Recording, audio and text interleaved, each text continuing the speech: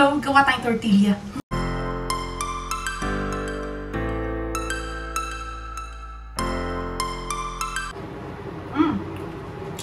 Pwede. Tortilla.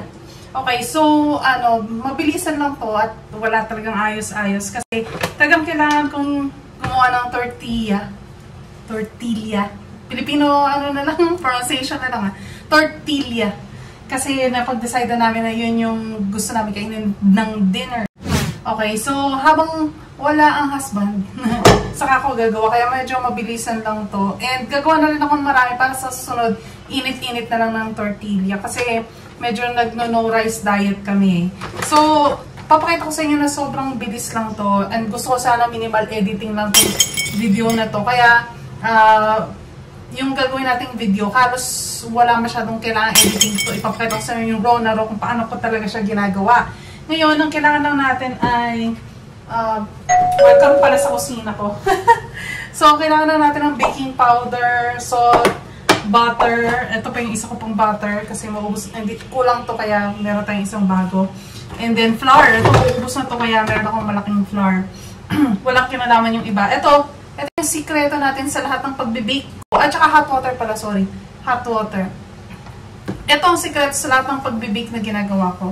Na bakit ang linis ng kusina, wala masyadong kailangang linisin, walang pag-aarin at malaking space na kailangan. Dito ko ginagawa lahat ng magic.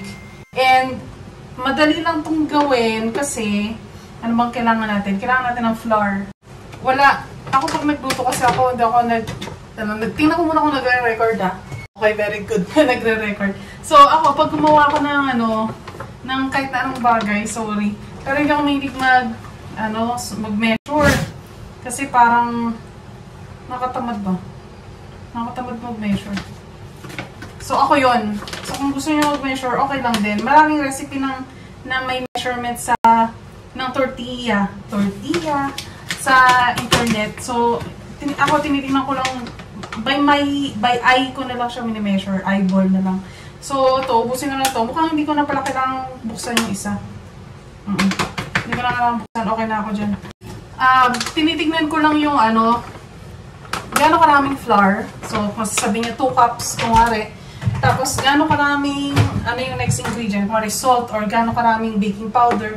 So, sasabihin niya 1 tablespoon, or 1 teaspoon, 1.5 teaspoon. So, iniisip ko tuloy, so, proportion na yun, ganong karaming flour, 2 cups, kailangan ng 1 teaspoon na baking powder. So, isabihin, tatansyahin ko, siguro mga 1, 2, 3, 4 cups siguro to.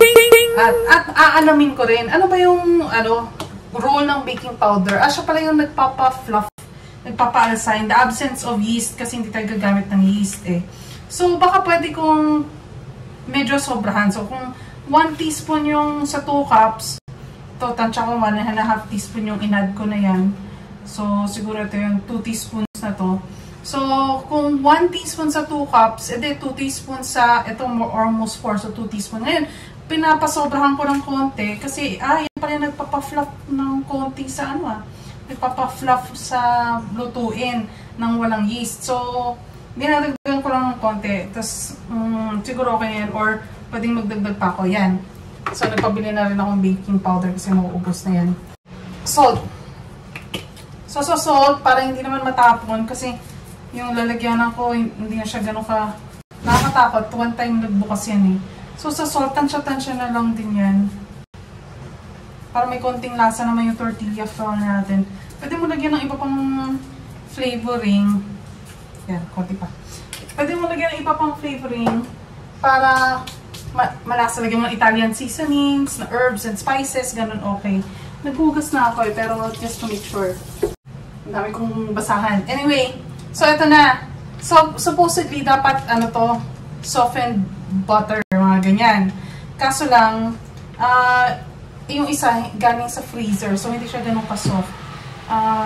Tingnan natin. Pero, mamasahin ko naman siya dito kaya, kaya na yan.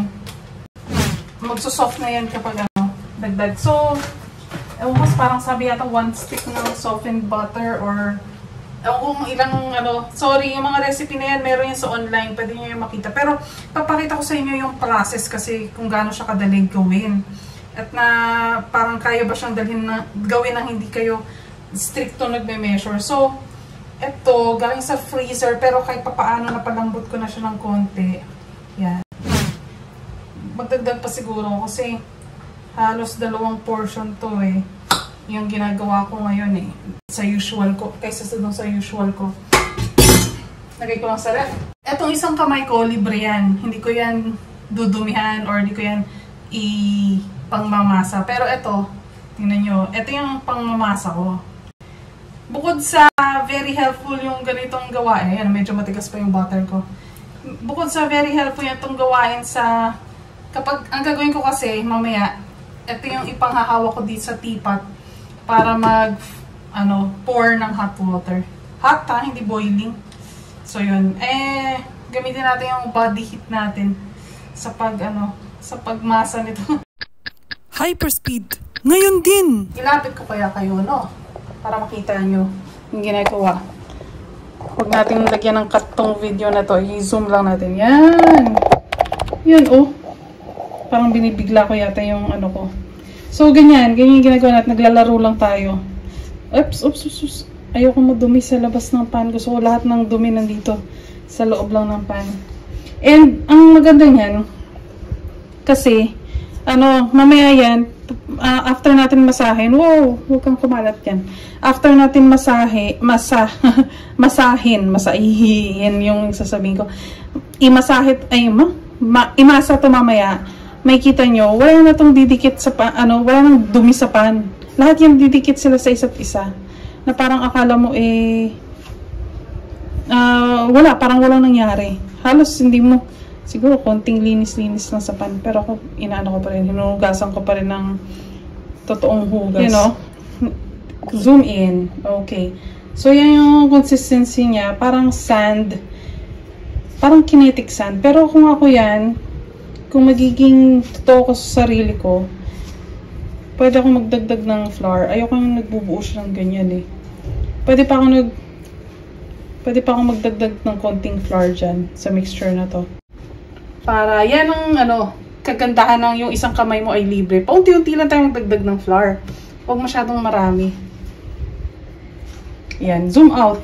Hindi nyo na pala nakikita yung buo, no? O yan.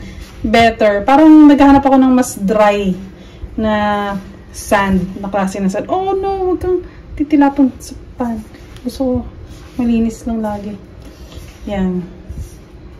Konti pa. Konti pang flour. Yan. Kasi dito sa ginagawa natin din, hindi tulad ng ibang ingredients na kapag or recipe or process, na kapag nagmamasa sila, naglalagay sila ng harina sa table. So, yung parang harina na yun is yung kumakapit din yun sa recipe. Parang additional na flour sa recipe yun. Wala tayong ganon. So, lahat ng makikita nyo, i-add nyo dito sa loob ng pan, yun na yun. Exact. Wala ka ng chance na magdagdag mamaya. See? So, pag binuo mo na siya, mas madali na siya mag-break. It's a texture thing. Amazing! Pero, madali na siya mag-break. Parang konting effort lang, tapos nag-break na siya. Kanina kasi medyo kapit-kapit pa sila eh. Pero that's the texture that we're looking for. Medyo sandy. Okay, zoom out. Tapos ako na. Makikita nyo na yung mukha ko. At saka sana nakikita nyo pa rin yung bowl. O nga pala, check ko nga pala yung cellphone. Nalang na. Kukunin ko lang yung cellphone ko kasi check ko kung may nagba-message na nagtatanong siya. Kasi pinapabili ko ng baking powder. So, nagtatanong siya kung yung 48 or yung 27. So, anyway. So, yan na. Ito na yung texture na hinahanap natin. Ngayon, ito, kanina pa to kumulo eh. So, hot water to. Dadagdag natin ng unti-unti. Ngayon, alam ko na kasi kung ano yung dami ng hot water na usual kong ginagamit. So, medyo tansyado ko na yan. Pero, ito. Dahil hot water yan, mainit yan sa kamay. Natural. Mainit yan sa kamay. So, tinatakpan ko nung ibang sand. Takpan natin yung ibang sand. Para hindi naman diretso yung tubig. Yun yung hot water, yun yung hinahawakan natin. Ooh. ultramagnetic speed. Madali siyang mag-spring up. Ito makikita nyo medyo moist siya. Moist. So habang minamasa natin yan, habang minamasa natin yan, magdadry yan, magsasama-sama sila, tsaka magiging firm, smooth yung bola, yung dough natin. Ngayon, huwag nating dayain na, gusto mo palang mag-dry eh. Huwag mo lagyan ng maraming tubig para mag-dry siya. Parang ano yun pandaraya. Medyo artificial yun na paraan ng para matapos na yung pagmamasa mo. Hindi magkakaroon ng workout yung arena. So, kailangan mo talagang hindi maging springy yung dough kapag ganun. Madali siyang mag-break. Hindi maging stretchy, you know. So, ayan, nakita nyo, sobrang linis ng pan na halos walang nangyari. Akala walang nangyari.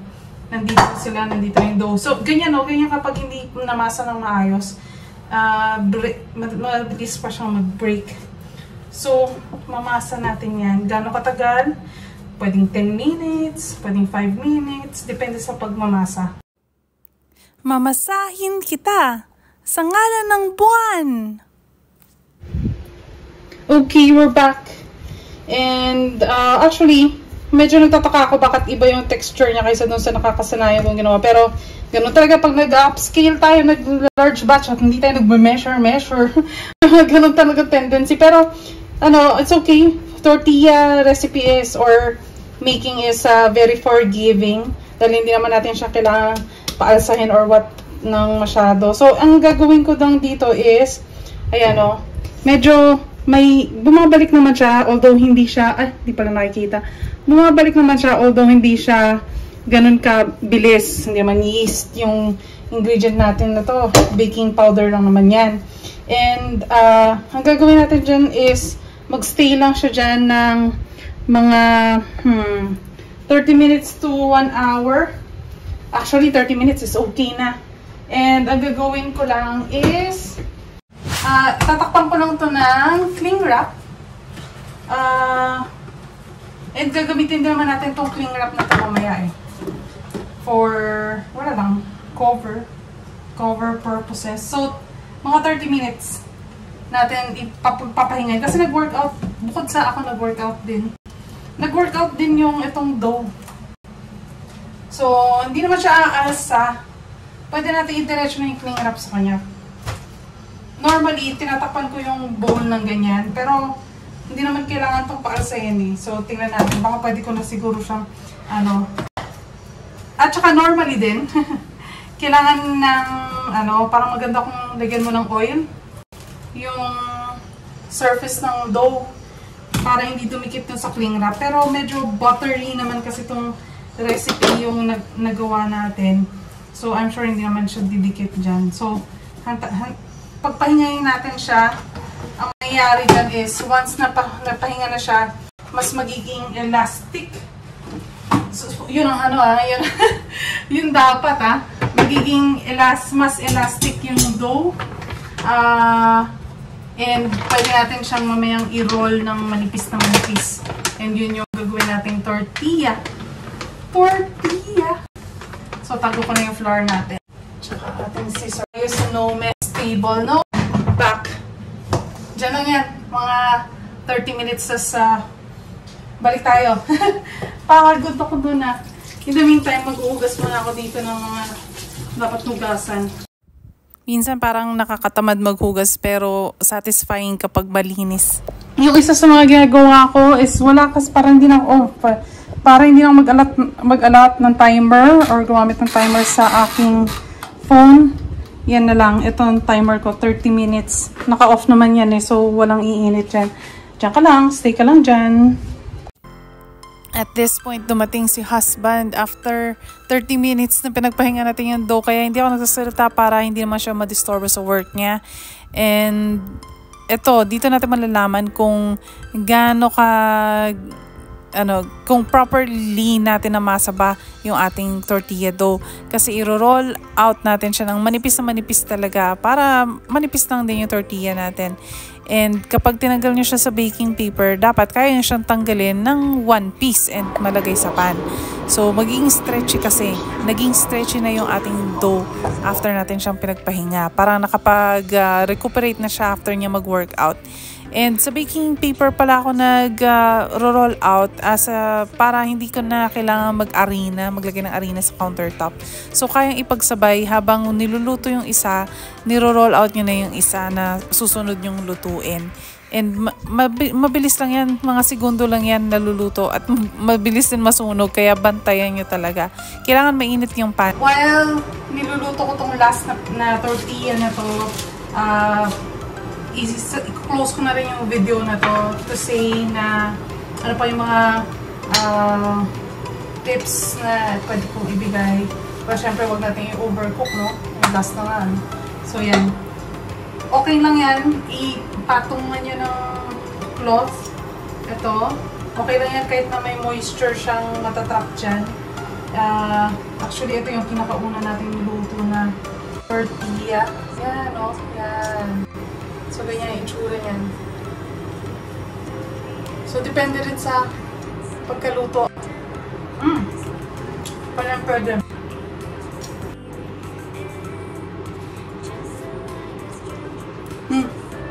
Hindi ko alam kung hanggang saan na-cut yung video, pero kasi puno na yung phone ko. Parang okay siya.